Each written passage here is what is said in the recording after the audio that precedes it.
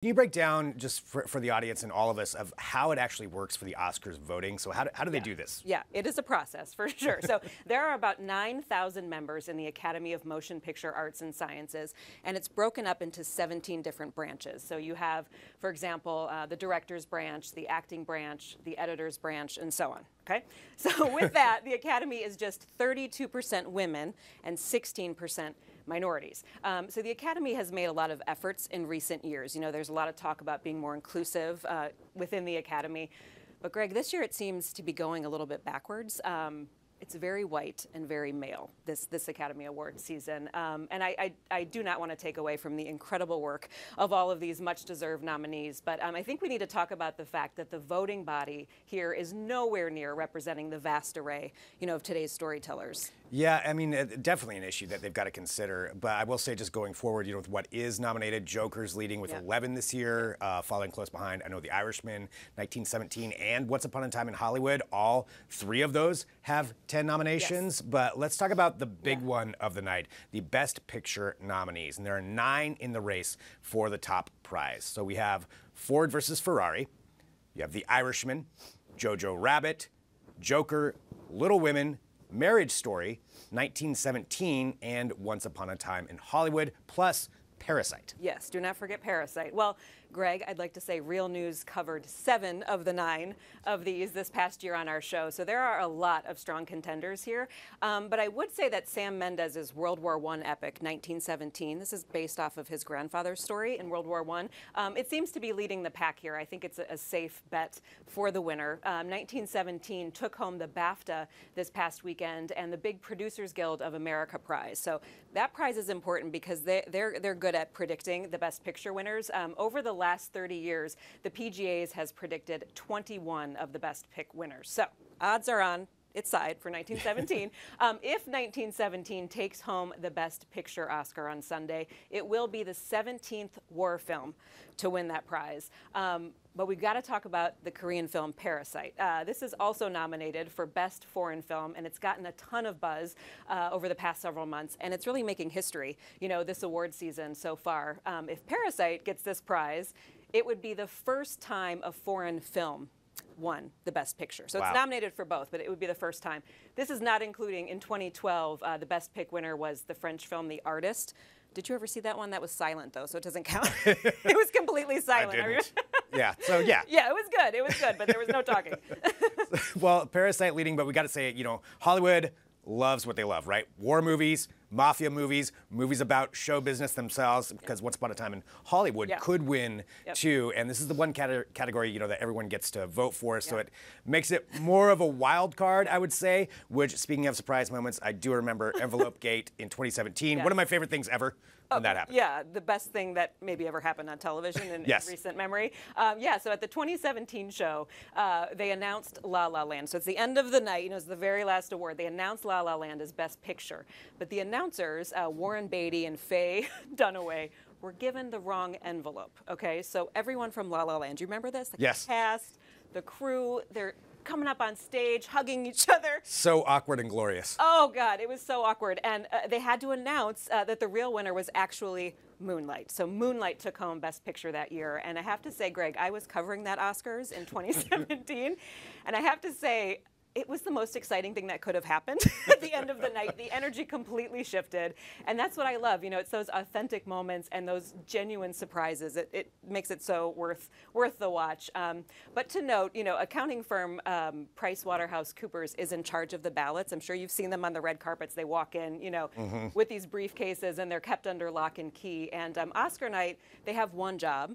I think it's the most important job. You know, keep track of the envelopes of the winners. So make sure you're not distracted taking photos of the celebs backstage before you're handing off the envelope, you know? Yeah. You know, I'm even saying this, and I think this poor guy, you know, he makes a major flub at work, and he's never going to let it down. Oh, never. I know, never going to let it down. That's the thing. He's going to be one of the most famous people when it comes to the Academy Awards of all time. Yeah, exactly. Well, speaking of this, let's continue on here, talking about some of the other awards, too. We have the other major category, Best Director. Another one, the nominees for this, just to recap, are Martin Scorsese with The Irishman, Todd Phillips with The Joker, Sam Mendes for 1917, Quentin Tarantino for Once Upon a Time in Hollywood, and Bong Joon-ho for Parasite. Yeah. Again, if you were betting, the odds are with Sam Mendes on this one for 1917. This would be his second Oscar win. He won for American Beauty, one of my favorite movies. He won that 20 years ago. Like I said, his film winning the DGA award this year, that gives him a really big lead in the Best Director race. He also won the BAFTA this past weekend for Best Director. I would say, though, that Bong Joon-ho might be his biggest competition. So I feel like it's kind of, between those two. Really? But from this list, a pretty impressive list. Just Martin Scorsese and Sam Mendes have taken home a Best Director statue so far. Quentin Tarantino is an Oscar winner, as we know, but never for Best Director, which I didn't realize. Wow. Yeah. There was also a lot of backlash this year about Little Women director Greta Gerwig missing from this Oscars list, missing from a few Best Director lists this year. Little Women, her picture is nominated for Best Picture. She also got a nomination for Best Writing. I'm talking Greta Gerwig here. So she has the 2 nominations there. But this list is once again all men. There's been just one female director Oscar winner in the 92-year history. Do you know who that one woman is? I actually do, because I love that movie. Yeah. It was Catherine Bigelow, right, for The Hurt Locker? Yes, they got the it. best You got it. So yeah, definitely going to be an interesting category there for the directors. Moving on to the acting categories, though, we have a lot of nominees. Let's kind of walk through them here really quick. I'll just kind of list them off for you. We've got Best Actor, Antonio Banderas, Leonardo DiCaprio, Adam Driver, Joaquin Phoenix, and Jonathan Pryce. For Best Actress, Cynthia Erivo, Scarlett Johansson, Saoirse Ronan, Charlize Theron, and Renee Zellweger. And for Best Actor in a Supporting Role, we have Tom Hanks, Anthony Hopkins, Al Pacino, Joe Pesci, and Brad Pitt. And Best Actress in a Supporting Role, Kathy Bates, Laura Dern, Scarlett Johansson, Florence Pugh, and Margot Robbie. And I know I mispronounced a name in there. You did. Correct me. Yeah, it's Saoirse. So Thank you. Saoirse, like inertia, Saoirse Ronan. Yeah, Saoirse Ronan. But you did great. You did great with the rest of them. Well, Greg, I'm going to group the acting categories together here, all together, because if you've been following the award season this year, these are the 4 who've been making kind of a victory lap through this whole season. In the acting category, it's Joaquin Phoenix for Joker, Renee Zellweger for Judy, and in the supporting category, it's Brad Pitt for Once Upon a Time in Hollywood, and Laura Dern from Marriage Story. So all 4 of them have taken home the Golden Globe, the BAFTA, the Critics' Choice Award, and the Screen Actors Guild Award. And as you know, the SAGs are when the actors are voting for other actors. They're the largest branch of the Academy. So a lot of times these categories seem kind of predictable, and especially this year they seem pretty predictable.